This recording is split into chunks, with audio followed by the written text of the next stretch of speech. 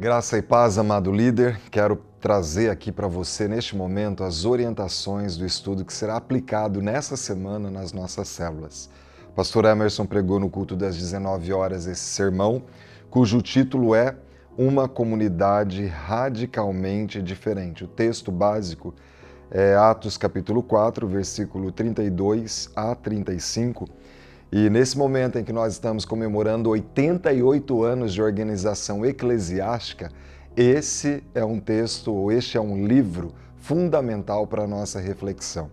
Na introdução, nós desafiamos dois momentos, um momento de gratidão e um momento de uma autoavaliação a nós como igreja. Então, primeiro, momento de gratidão. Que tal você fazer esse momento já na introdução do estudo? Ter um momento de gratidão. Gratidão a Deus por cada pastor, cada presbítero, cada líder de ministério, cada vida, cada discípulo que passou por essa igreja nos 88 anos. Aqueles que foram direcionados pelo Espírito Santo e ouviram a voz do Espírito Santo, iniciando o trabalho presbiteriano em Londrina. Então, um momento de gratidão. E a autoavaliação vem com o estudo, então, refletindo nesse texto tão impactante. O primeiro tópico do estudo está uma comunidade radicalmente unida. Então trabalha a unidade, está assim. Era um só o coração e a alma. Vivemos em uma época de uma espiritualidade plástica. São pessoas que se relacionam com um Deus maleável, que deve se adaptar aos seus desejos e caprichos, ou então criam para si gurus gospel. Deixam de ter seu relacionamento com Deus através da prática das Escrituras e vivem apenas as experiências ou a experiência sensorial. Como as pessoas podem ter ideias diferentes sobre tantas coisas e ainda assim serem um só de coração e alma? Há tanto a aplicar nessa questão. Primeiro, nós somos pessoas diferentes, nós temos temperamentos diferentes, culturas diferentes, educações diferentes. Mas nós temos um só objetivo, que é crescermos parecidos com o nosso Pai, ver essa família aumentando o número de filhos desse Pai, e Ele usa cada um de nós para que possamos ministrar. Mas veja bem, unidade. Qualquer líder, um gerente de uma empresa, um empresário, um diretor, ele quer ter uma equipe unida. Se você tiver um opositor na tua equipe, você vai ter dificuldades de atingir ou atender objetivos. Então, se aí fora desse jeito, por que na igreja às vezes a gente faz diferente? Nós precisamos ter unidade naquilo que é essencial. Por exemplo, são tantas denominações e a gente vê forma de batismo diferente do nosso. Mas há uma essência, Jesus é o caminho. E é nessa essência que nós precisamos estar unidos, no objetivo de conhecermos mais do nosso Deus. A autenticidade da palavra deve nos nortear e nós devemos ser uma equipe unida. Agora veja bem, há pessoas que têm feito de Deus e querem que Deus seja esse Deus maleável. Como se Deus tivesse que se enquadrar naquilo que eu acho que é correto. E é o contrário. Somos nós que temos que nos enquadrar nos princípios de Deus. Ou então tem pessoas que têm preguiça de ler a Bíblia e praticar a palavra. Aí criam para si gurus espirituais. Vão atrás de uma unção aqui, uma unção ali, e a dependência é de homens. A nossa dependência, irmãos e irmãs, deve ser do Espírito Santo. Então nós precisamos aproveitar essa oportunidade para trabalhar maturidade dentro da nossa igreja, né? Porque muitas vezes a gente ouve de pessoas assim, que vivem atrás de gurus espirituais. Nós precisamos formar discípulos que são imitadores de Cristo, não necessariamente de nós mesmos. É fato que como as pessoas vão ver Cristo? Através de nós. Mas nós temos que levá-las a depender de Deus e não de nós mesmos, né? E aqui, então, nós não queremos pessoas que sejam uma vaquinha de presépio, né? Que tudo que fala, abaixa a orelha e faz. Não, temos que ser como os crentes de Bereia, temos que consultar as Escrituras, mas cuidado com a oposição, porque a oposição muitas vezes pode ser uma rebelião que atrapalha o bom andamento do trabalho de Cristo. Então você pode trabalhar essa questão nesse ponto aqui. Segundo tópico, uma comunidade radicalmente generosa. Então, no primeiro tópico, unidade na visão, nos princípios da palavra. Segundo ponto aqui, generosidade. Eu louvo a Deus, sabe? Eu amo tanto a Igreja Central e eu tenho visto um povo extremamente generoso aqui, mas sempre há o que melhorar, e é isso que essa questão aborda. Ninguém os obrigava a fazê-lo. Eles deram de boa vontade e voluntariamente. A primeira igreja foi uma família cristã, não um Estado comunista, preste atenção nisso. A sua generosidade não lhes foi imposta por uma agência governamental ou sob a mira de uma arma. Eles deram livre e voluntariamente aos seus companheiros cristãos, porque os via como membros da família, como irmãos e irmãs em Cristo. Ninguém alegou que qualquer um de seus bens era seu, mas eles compartilharam tudo o que tinham. Preste atenção, visão de mordomia cristã. Ao Senhor pertence tudo, o mundo e os que nele habitam.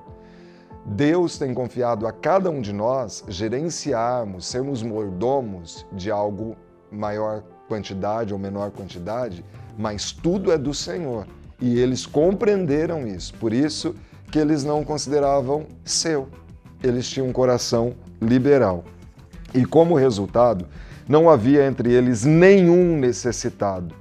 Quais semelhanças você percebe entre a Igreja Central e a Igreja Primitiva? Há algo a ser melhorado? Bem, eu posso pontuar aqui algumas semelhanças. Por exemplo, domingo nós arrecadamos mais de 14 toneladas de alimento. É a igreja compartilhando um pouco de que Deus tem nos dado. Não é nosso, tudo é do Senhor e nós estamos compartilhando com aqueles que menos têm, para que não haja necessitados em nosso meio. Eu louvo a Deus pelo Me Prove Pequeninos, quando no contraturno escolar nós estamos atendendo ali mais de 80 crianças em situação de risco social. Eu louvo a Deus porque eu tenho visto aqui homens e mulheres devolvendo dons e talentos para o Senhor, liderando célula, no Ministério de Louvor, no Ministério Família, ajudando nos adolescentes, com as crianças, com os jovens, com o Interage, os mais diversos ministérios. São pessoas se doando, é vida sendo doada sobre outra vida. E isso é emocionante. Eu louvo a Deus pela vida da Igreja Central, irmãos servindo nos mais diversos ministérios, na diaconia, acolhendo aqueles que chegam. Como é lindo ver as redes servindo no dia da sua escala, envolvidos na oração, os gideões da oração, as mulheres na SAV. São tantos ministérios na vida da Igreja Central que é uma igreja viva. Eu louvo a Deus por tudo isso. Agora, há algo a ser melhorado? Eu creio que nós vamos ouvir alguém pontuar algo que vai perceber. Talvez nós possamos ter um cuidado maior com aqueles que estão próximos a nós. Quem sabe hajam células que a participação no quilo do amor é pequenina, ou eu tenho percebido células que às vezes não têm trazido nada. Há pessoas que às vezes não têm trazido 1 quilinho do amor.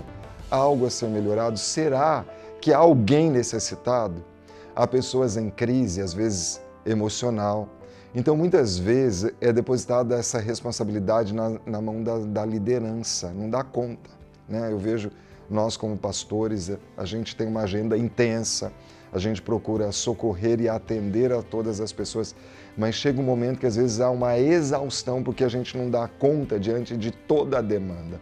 Então, se cada um de nós cuidarmos de mais 2, mais 3, a gente vai servindo e, ao mesmo tempo, à medida que a gente cuida, a gente também é cuidado.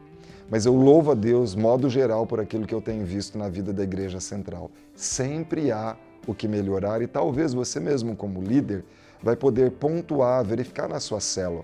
Há algo que pode ser melhorado, a assiduidade da presença, o compromisso, a responsabilidade. Levantar novos líderes, às vezes, é um desafio. Então, as pessoas precisam ter um coração disposto à liderança. Há muito aqui a que se pontuar. Mas no segundo tópico nós temos 2 questões, a letra A e a letra B. E a letra B está assim: a generosidade desta igreja era sacrificial. Não adianta a gente ficar deitado em berço esplêndido, a coisa não acontece. O reino de Deus é ganho por esforço. Então, em alguns momentos é sacrificial mesmo. Eles não apenas doaram parte da sua renda, mas também venderam alguns de seus bens e os depositaram aos pés dos líderes da igreja. O que os levou a serem tão generosos? 1 João 4,19. Se nós amamos a Deus, é porque Ele nos amou primeiro. Se nós amamos a Cristo, é porque Ele nos amou primeiro. Então, o que movia esse povo a ser tão generoso? O amor de Cristo presente na vida deles. Mas sabe de uma coisa? Que amor é esse? Eles olhavam para o Cristo que se entregou, para esse Deus que planejou a nossa redenção e de forma sacrificial. Eles viram Cristo se entregando naquela cruz, viram o próprio Deus entregando o seu Filho, que eles entenderam, esse amor é algo imensurável.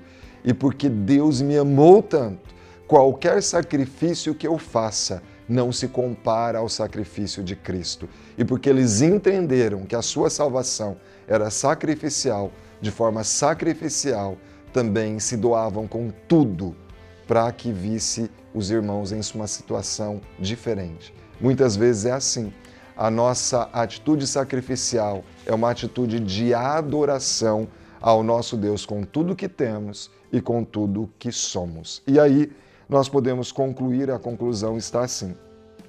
A generosidade da igreja torna-se um sinal tangível que autentica a mensagem de Jesus num mundo cheio de divisões, numa época em que a igreja está dividida por causa de política, de pandemias, de raça e de dinheiro. Deveria fazer-nos corar de vergonha ao ver que a igreja pode ser neste mundo. Para o bem do mundo, para o bem da igreja, para o bem de cada um de nós, devemos tornar-nos o tipo de comunidade radical que vemos aqui em Atos 4. A única maneira de encontrar a unidade entre toda a nossa diversidade e nos unirmos em torno do Cristo vivo que ressuscitou e venceu a morte. Portanto, amados irmãos e irmãs, sejamos sempre firmes e abundantes na obra do Senhor, sabendo que no Senhor o seu trabalho não é em vão, o nosso trabalho não é em vão. Que Deus abençoe grandemente a reunião na sua célula, que o poder do Espírito Santo se manifeste sobre a sua vida, que milagres aconteçam, que Deus te use como um canal desobstruído para fluir a mensagem do Senhor sobre tantas vidas. Fique na paz, Deus te abençoe grandemente.